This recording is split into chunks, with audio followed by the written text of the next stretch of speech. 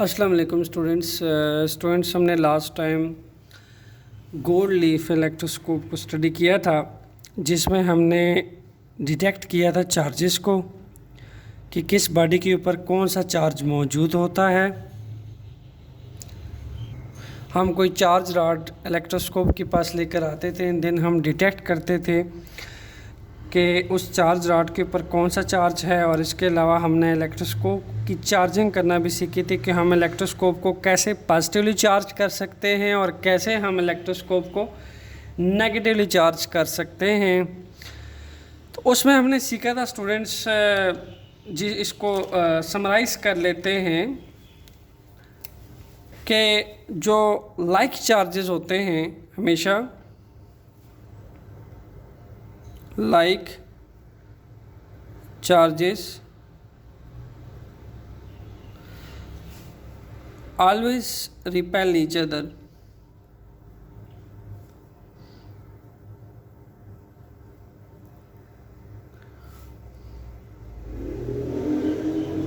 Like charges हमेशा एक दूसरे को रिपेल करेंगे जब भी हम एक लाइक चार्ज के पास लेकर जाएंगे। इन दैट केस वो एक दूसरे को रिपेल करेंगे। फॉर एग्ज़ाम्पल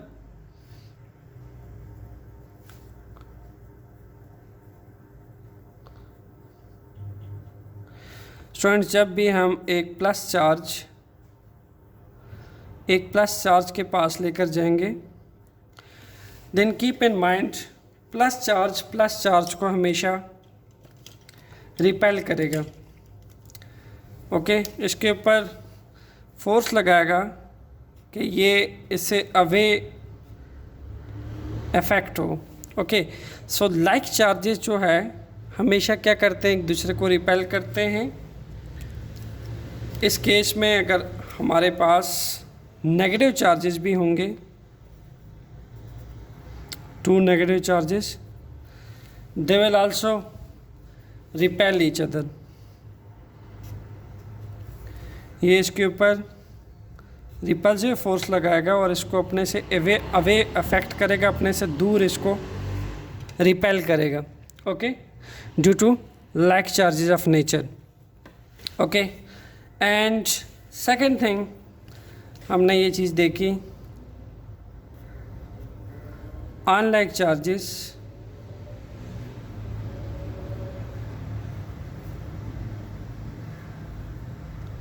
जो प्रीवियस टॉपिक हमने चैप्टर 13 के जितने पढ़े हैं उससे मैं ये रिव्यू ले रहा हूँ ताकि हमें कूलम्स लॉ जो है वो अच्छे तरीके से समझ आ सके।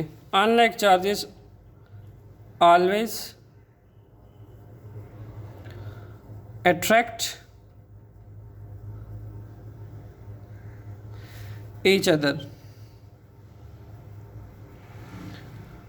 अनलाइक चार्जेस हमेशा एक दूसरे को क्या करेंगे स्टूडेंट्स, अट्रैक्ट करेंगे। ओके, जैसा कि हमारे पास अगर एक पॉजिटिव चार्ज है,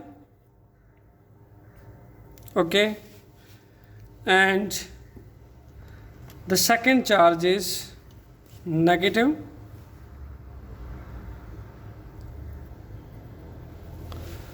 देन कीप इन माइंड ये दोनों एक दूसरे को क्या करेंगे, they will attract each other.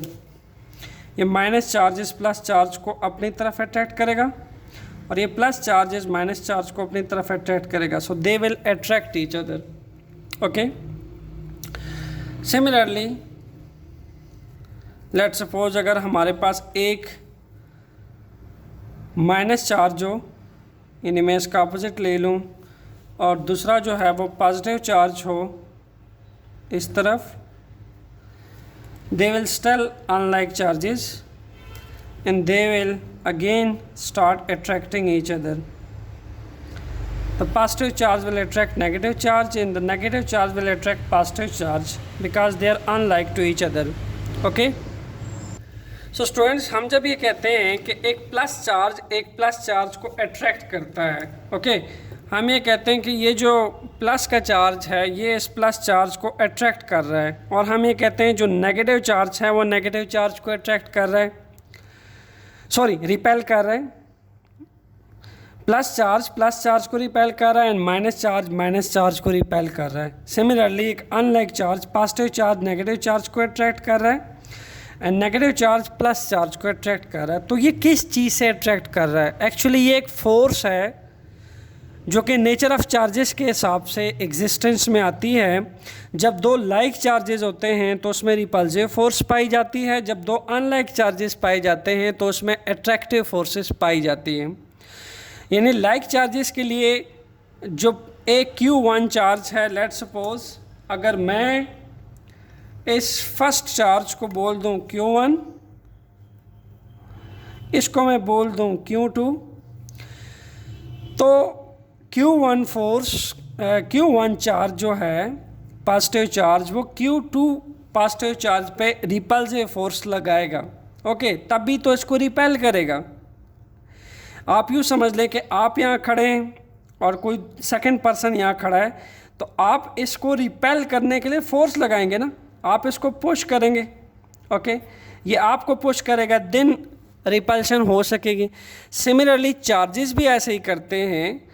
Unlike charges एक दूसरे को अट्रैक्ट करने के लिए रिपल्सिव फोर्स लगाते हैं, एंड पॉजिटिव यानी like charges plus minus repel करने के लिए एक दूसरे को रिपल्सिव फोर्स लगाते हैं।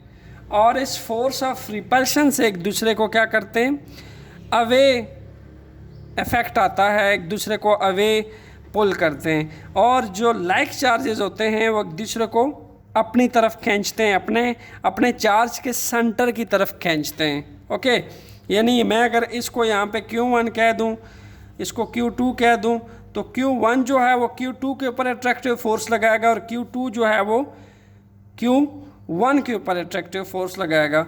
इन दैट केस मैं अगर इसको U लिखूँ तो ये वो फोर्स होगी जो 1 से 2 के ऊपर लगेगी। ओके, और अगर मैं इसको U लिखता हूँ 2-1, तो ये वो फोर्स होगी जो Q1 चार्ज के ऊपर लगाएगा। ओके, तो जैसा कि मैंने आपकी में एग्जांपल दी कि अगर आपने किसी को ऊपर फोर्स लगानी है, आइदर इट्स अट्रैक्टिव या रिपल्सिव, आपने उसको धकेलना है या अपनी तरफ खींचना है, तो आपके उसके ऊपर कोई अट्रैक्टिव या रिपल्सिव फोर्स लगाते हैं। तो चार्जेस में भी ऐसा ही होता है कि वो एक दूसरे के ऊपर अट्रैक्टिव या रिपल्सिव फोर्सेस लगाते हैं, depend upon the nature of charges, कि वो लाइक चार्ज है या फिर अनलाइक चार्ज है। तो स्टूडेंट्स कूलम्स लॉ के डेफिनेशन की तरफ बढ़ते हैं। वो कहता है, कूलम्स हमारे पास एक्चुअल में एक साइंटिस्ट है। ओके,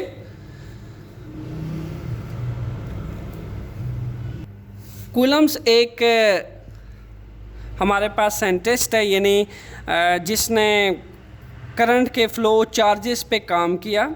ओके, चार्जेस को स्टडी किया और चार्जेस के अट्रैक्टिव और रिपल्सिव फोर्सेस को स्टडी किया, और बाद में जब चार्ज को स्टडी कर लिया गया तो इसने अपने नाम से जो चार्ज का यूनिट है, सिस्टम इंटरनेशनल यूनिट, वो रख दिया। सो कूलम जो है स्टूडेंट्स वो चार्ज का यूनिट है, यानी चार्ज को जब हम मेजर करते हैं वो हम इसको कूलम में मेजर करते हैं। ओके, सो कूलम्स लॉ क्या कहता है? कूलम्स लॉ कहता है द फोर्स ऑफ अट्रैक्शन और रिपल्शन। अगर इसके फर्स्ट 2 वर्ड्स पे हम गौर करें, अट्रैक्शन कब होगी? When 2 charges are unlike, first is positive, second one is negative. Q1 positive होना चाहिए, Q2 नेगेटिव होना चाहिए। रिपल्शन के लिए क्या होना चाहिए? दोनों ही लाइक होने चाहिए। Q1 भी पॉजिटिव होना चाहिए, Q2 भी पॉजिटिव होना चाहिए। सिमिलरली यहाँ पे Q1 भी नेगेटिव होना चाहिए, Q2 भी नेगेटिव होना चाहिए। देन हमारे पास आपके जो अट्रैक्शन या रिपल्शन के जो कंसेप्ट हैं, अट्रैक्शन या रिपल्शन के जो कंसेप्ट है वो तो ऑलरेडी हमने स्टडी कर लिया कि जो लाइक चार्जेस है वो रिपेल करने वाले हैं एक दूसरे को, और अनलाइक चार्जेस अट्रैक्ट करने वाले हैं एक दूसरे को। सो अट्रैक्शन और repulsion between 2 point charge. Point charge students हमारे पास स्मॉल, जो बहुत स्मॉल चार्ज होता है उसके लिए वर्डिंग यूज होती है, as directly proportion to product of magnitude of charges, is directly proportion to product of magnitude. अब इस वर्डिंग को हमने समझना है,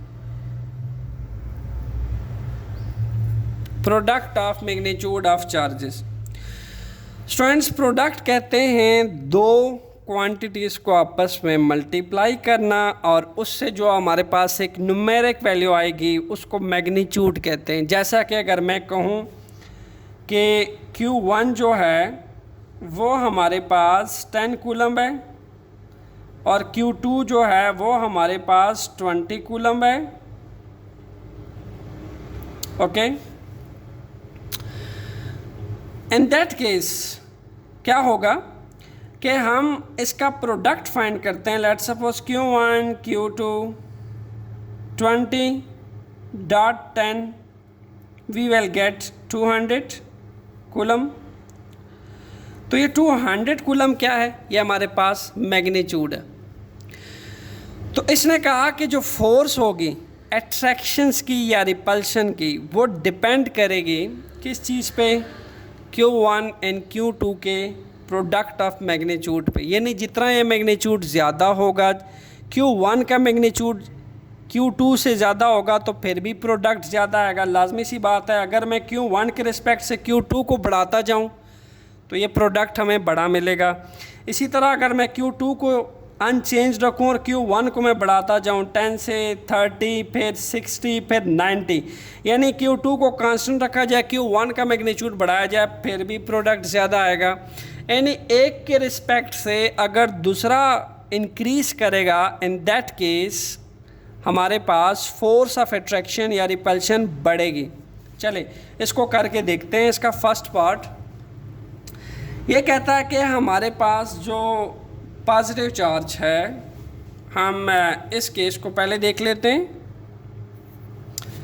रिपल्शन केस को पहले देख लेते हैं। अगर हमारे पास एक पॉजिटिव चार्ज है,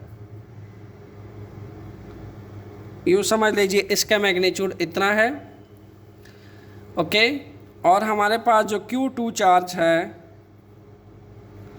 उसका मैग्नीट्यूड इससे ज़्यादा है।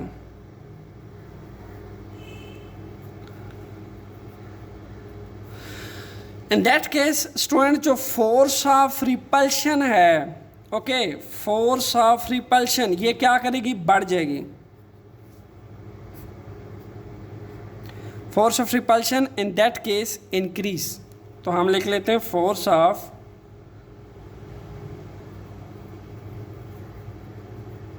Repulsion will increase. क्यों इंक्रीज करेगी? क्योंकि आप देखें Q1 जो है उसका मैग्नीट्यूड स्मॉल है, उसको हमने छोटा रखा है, और Q2 को जो है वो हम बढ़ाते जा रहे हैं। इन केस नेक्स्ट टाइम हमने इसका मैग्नीट्यूड और ज़्यादा कर दिया, इतना कर दिया, इसको मैंने Q2 जो है प्राइम कह दिया। यानी मैंने फर्स्ट टाइम ले लिया, ये समझ लें कि 10 कूलम का चार्ज है, 10 कूलम, ओके, 10C, और सेकंड में मैंने ले लिया इसको 50 कूलम। 50 कूलम को भी मैंने बढ़ा के Q1 को मैंने सेम रखा है और Q2 का जो मैग्नीट्यूड है वो मैं बढ़ा रहा हूँ। सेकंड चार्ज जो Q2 है, Q2 प्राइम है, उसको मैंने ले लिया 100 कूलम। ओके, सो स्टूडेंट्स क्या हो रहा है? ये Q2 का मैग्नीट्यूड कंटिन्यूसली इंक्रीज़ कर रहा है Q1 से, यानी प्रोडक्ट जो है वो बढ़ता चला जा रहा है। 50 को पहले हमें 10 से मल्टीप्लाई करना था, 50.10। इन दैट केस आपके पास जो आंसर आ रहा था दैट इज़ अबाउट 500। और नेक्स्ट केस के अंदर हमारे पास 100.10, ये 100 मैग्नीट्यूड ऑफ चार्ज आएगा इस केस में, और इस केस में 500 मैग्नीट्यूड ऑफ चार्ज आएगा, सॉरी ये 1000 आ जाएगा, 1000 मैग्नीट्यूड ऑफ चार्ज आएगा, यानी बढ़ जाएगा। आप देखें यहाँ पे मैग्नीट्यूड ज़्यादा आया है, तो ये बनिस्बत Q2 प्राइम और Q1 के अंदर फोर्स ऑफ रिपल्शन बहुत ज़्यादा होगी बनिस्बत किसके? Q1 और Q2 के, क्योंकि मैं Q2 का मैग्नीट्यूड बढ़ाता चला जा रहा हूँ, Q1 को मैंने सेम रखा हुआ है, तो फोर्स ऑफ रिपल्शन बढ़ती चली जाएगी। तो फिर मैं ऐसा भी तो कर सकता हूँ कि Q2 को छोटा रखो, Q1 को बढ़ाता चला जाऊँ। आप देखें कि लेट सपोज मैं अब Q1 को बढ़ा दिए, साथ साथ Q1 भी बढ़ा रहा हूँ, उसका मैग्नीट्यूड बढ़ रहा है। जब Q1 का मैग्नीट्यूड बढ़ेगा, इन केस मैंने यहाँ पे 150 कूलम का चार्ज Q1 ले लिए, जिसको मैं Q1 प्राइम कह देता हूँ। जब हम प्राइम कहते हैं, इसको मुश्किल ना समझा करें, जस्ट इस मैग्नीट्यूड को सेकंड मैग्नीट्यूड से डिफ्रेंशिएट करने के लिए हम प्राइम का वर्ड यूज़ करते हैं। तो 150 कूलम और 100 कूलम को अब और ज़्यादा रिपल्सिव फोर्स से रिपेल करने वाला है स्टूडेंट्स, क्योंकि अब हमने Q1 प्राइम Q2 प्राइम से बढ़ा दिया है। तो हो क्या रहा है, जैसे जैसे product of magnitude of charges बढ़ेगा स्टूडेंट्स, फोर्स ऑफ रिपल्शन बढ़ेगी। सेम यही केस 2 होगा कि जैसे जैसे अगर मैं Q1 positive charge Q2 negative charge से बढ़ाऊंगा, तो लाजमी सी बात है मैग्नीट्यूड हमारे पास क्या आएगा, इंक्रीज करेगा। Q1 अगर बढ़ाते चले जाएं, हम इसको इंक्रीज करते चले जाएं, Q2 को हम सेम रखें, तो ये Q प्लस चार्ज जो है वो माइनस नेगेटिव चार्ज को बड़े स्ट्रांग फोर्स से अट्रैक्ट करने वाला है, अपनी तरफ खींचने वाला है, क्योंकि ये मैग्नीट्यूड बढ़ चुका है। इसी तरह अगर पॉजिटिव चार्ज को मैं सेम रखूं, अनचेंज रखूं, और माइनस नेगेटिव चार्ज को मैं बढ़ाता चला जाऊं स्टूडेंट्स, तो ये नेगेटिव चार्ज इस Q1 पॉजिटिव चार्ज को बड़े स्ट्रांग फोर्स ऑफ अट्रैक्शन से अपनी तरफ अट्रैक्ट करने वाला है। ठीक है, तो आप अगर दोनों साथ साथ बढ़ा रहे हैं देन तब भी फोर्स ऑफ अट्रैक्शन या रिपल्शन बढ़ेगी। ओके, आप अगर दोनों में से किसी एक को मैग्नीट्यूड बढ़ाते हैं तो ओवरऑल मैग्नीट्यूड बढ़ेगा। ओके, सो हम ये कह सकते हैं कि अगर हमारे पास Q1 force, coulomb force directly proportion है Q1 के, यानी जितना Q1 पहले इतना है, सपोज करें ये पॉजिटिव चार्ज है, सेकंड में मैंने इतना लिया है, थर्ड में मैंने इतना लिया है। सर्कल से मैं क्या रिप्रेजेंट कर रहा हूँ, मैं मैग्नीट्यूड बढ़ाता जा रहा हूँ। पहले मैंने 5 लिया, फिर मैंने 15 लिया, फिर मैंने 25 लिया। जितना इस Q1 का मैग्नीट्यूड बढ़ता चला जा रहा है, ये F की वैल्यू क्या होती चली जाएगी, इंक्रीज होती चली जाएगी। कूलम फोर्स ऑफ अट्रैक्शन या रिपल्शन डिपेंड करता है Q2 चार्ज पे कि वो किस टाइप का है, पॉजिटिव या नेगेटिव है। तो कूलम फोर्स बढ़ती चली जा रही है स्टूडेंट्स इसके मैग्नीट्यूड से के बढ़ाने से। Similarly F is also directly proportion to Q2। Okay, यानी Q2 को भी हम जितना इंक्रीज करेंगे, आप Q2 एक चार्ज ले लें। Okay,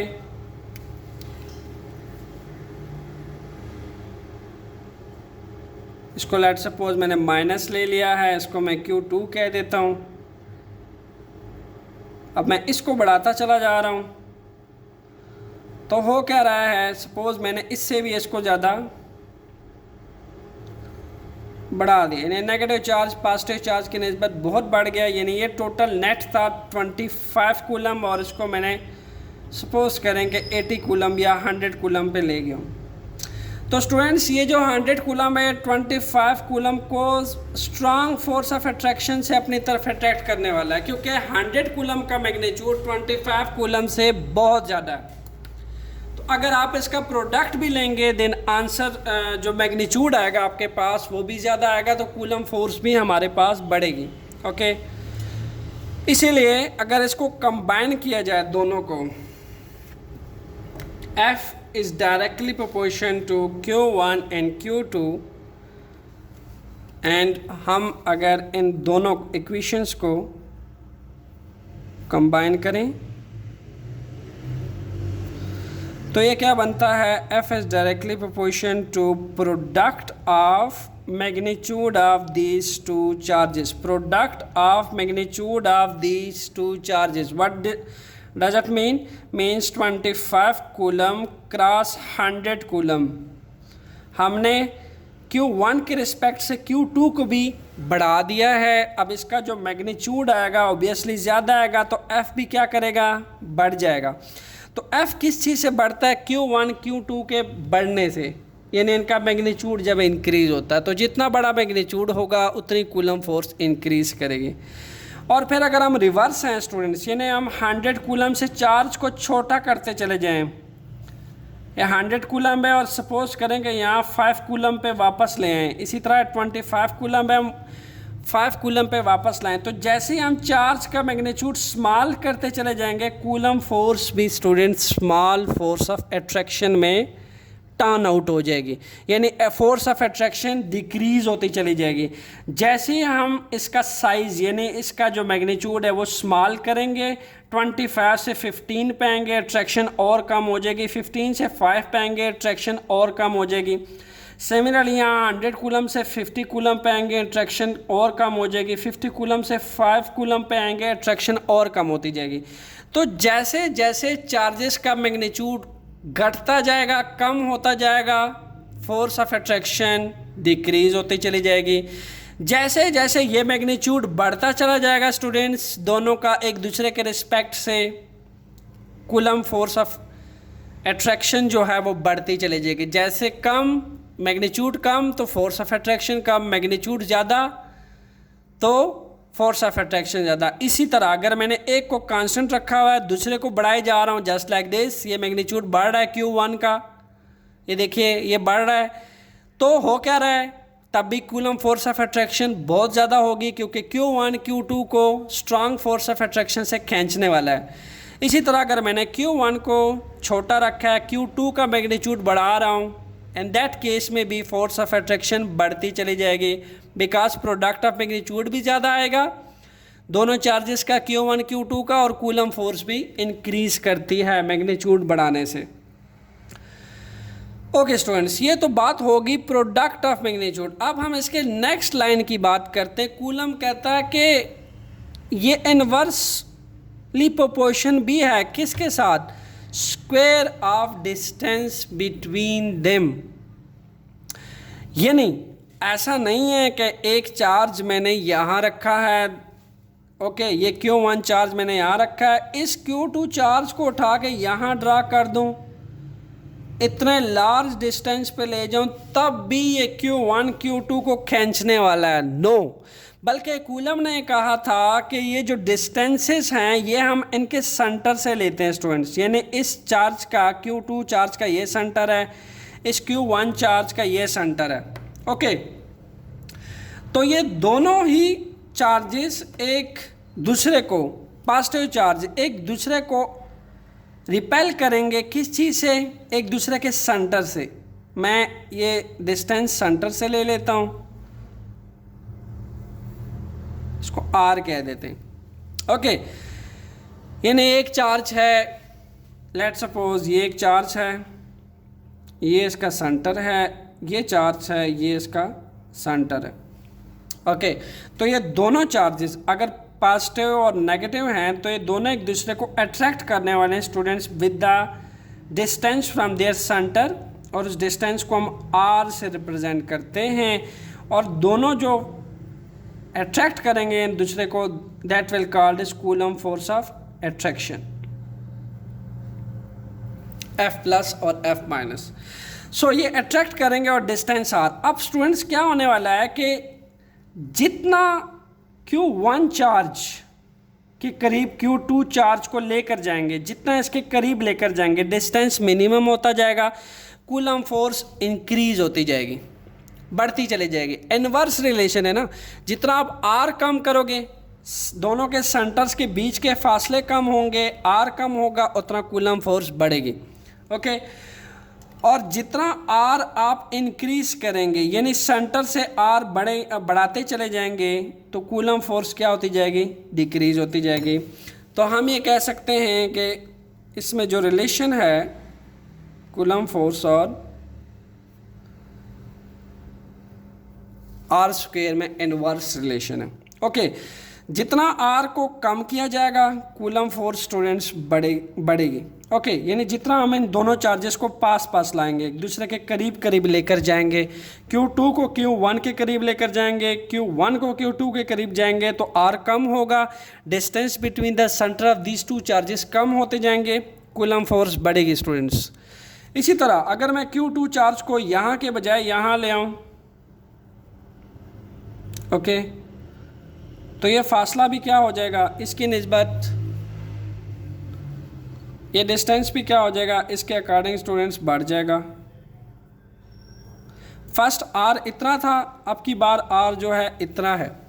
okay so distance between the centre of Q1 Q2 charge in this case is more is compare to distance between Q1 Q2 and first case is less.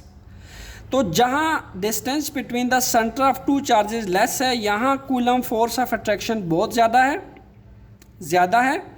और second case अगर आप देखें तो वहाँ हमने R बढ़ा दिया है। इस केस के अंदर ये देखें, मैं Q2 को यहाँ ले आया हूँ, इस केस के अंदर R बढ़ चुका है तो F क्या हो जाएगी, कम हो जाएगी, डिक्रीज हो जाएगी।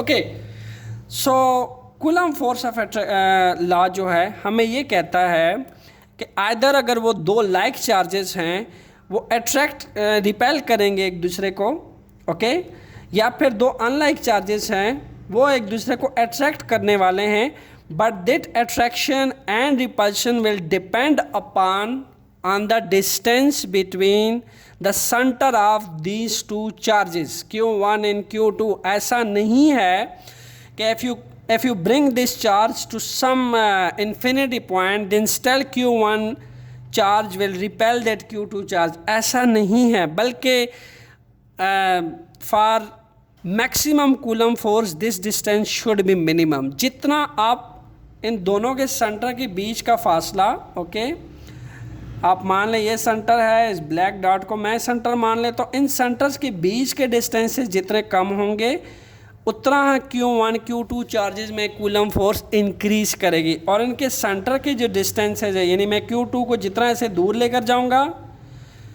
कूलम फोर्स ऑफ रिपल्शन जो है स्टूडेंट्स ये आपकी डिक्रीज होती जाएगी।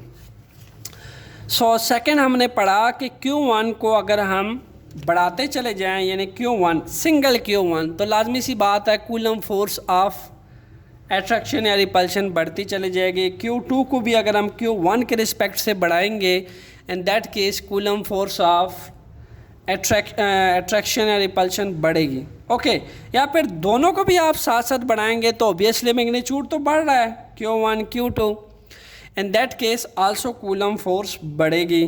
फिर हमने कूलम फोर्स को स्टूडेंट्स इसको इनवर्स स्क्वायर लॉ भी कहते हैं, इस रिलेशन की वजह से कूलम लॉ जो है वो इनवर्स स्क्वायर लॉ भी कहलाता है, क्योंकि इसके डिनोमिनेटर में R स्क्वायर आता है। तो फिजिक्स के अंदर जिन लॉस के अंदर R स्क्वायर का रिलेशन इनवर्स में आता है, जिन चीज़ों के साथ भी, जिन पैरामीटर्स के साथ भी, तो वो इनवर्स स्क्वायर लॉस कहलाते हैं। ओके तो यहाँ पे R स्क्वायर क्यों आता है, क्योंकि फर्स्ट चार्ज के सेंटर के रिस्पेक्ट से इसका फासला और सेकंड चार्ज के रिस्पेक्ट सेंटर से इसका फासला, दोनों का प्रोडक्ट लिया जाए Q1 Q2 से तो R स्क्वायर आ जाएगा स्टूडेंट्स। ओके क्योंकि Q1 के सेंटर से Q2 तक का फासला लेंगे और Q2 के सेंटर से Q1 तक का फासला लेंगे, और दोनों के डिस्टेंसेस को हम R से रिप्रेजेंट करते हैं, और Q1 Q2 का जो प्रोडक्ट आएगा वो R स्क्वायर आएगा, और ये डिनोमिनेटर में आता है। दैट्स वाई हम इस कूलम्स लॉ को हम इनवर्स स्क्वायर लॉ भी कहते हैं। सो स्टूडेंट्स हम इसको थोड़ा मैथमेटिकल स्टेप से ड्राइव कर लेते हैं। फर्स्ट में हमने कहा कि द फोर्स ऑफ अट्रैक्शन और repulsion is directly proportion to product of magnitude of two charges. Okay this is the equation 1 and inversely proportion to square of distance between them. This one is equation 2. Combine equation 1 and 2. Combine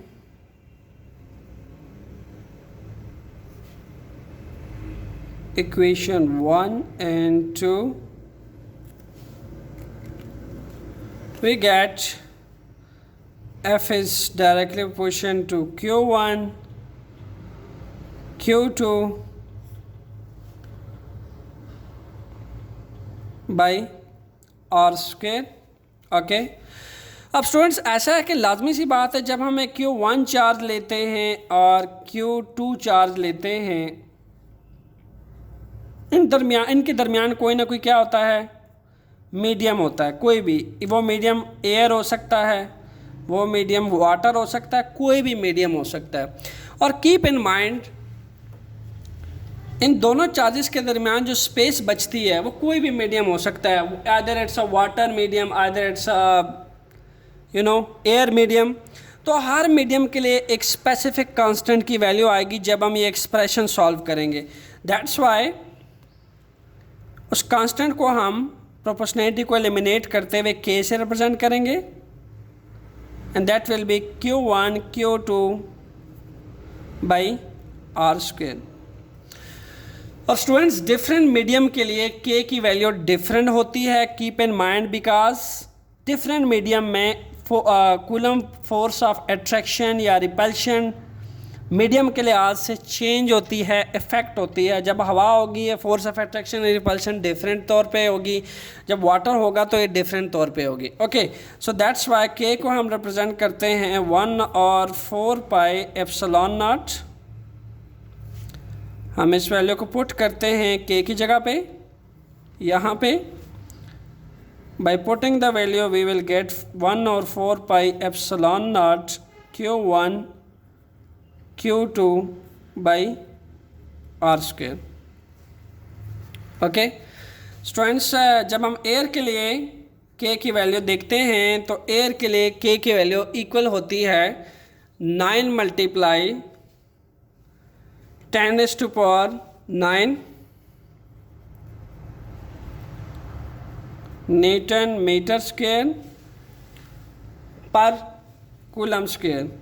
okay students, equation 3 से अगर हम k की value निकालें तो are square divide हो रहा है, दूसरी साइड पे जाके मल्टीप्लाई हो जाएगा, एंड देन Q1 Q2 जो है न्यूमरेटर में है, दूसरी साइड पे डिवाइड हो जाएंगे, और ये इक्वेशन कुछ इस तरह से अरेंज हो जाएगी k की वैल्यू निकालने के बाद। सो अगर हम k का सिस्टम इंटरनेशनल यूनिट देखना चाहें तो फोर्स को स्टूडेंट्स हम न्यूटन में मेजर करते हैं। रेडियस जो सेंटर से लिया जाता है चार्जेस के, चूँकि वो डिस्टेंस होता है उसको मीटर में मेजर किया जाता है। चार्ज को हम कूलम में मेजर करते हैं, तो यहाँ दो चार्जेस हैं, कूलम डॉट कूलम। इसी तरह ये आर स्क्वायर है तो m dot m it will become m square, c dot c it will become c square. तो कंप्लीट यूनिट मेरे पास क्या बनेगा, न्यूटन मीटर स्क्वायर पर कूलम स्क्वायर। तो इसको अगर ऐसे भी लिखा जा सकता है, न्यूटन मीटर स्क्वायर पर कूलम स्क्वायर। ओके, सो ये था स्टूडेंट्स हमारे पास कूलम्बिक एक्सप्रेशन, जो कि completely F = 1/4 pi epsilon naught Q1 Q2 by r के बराबर होता है। एंड k जो है हमारे पास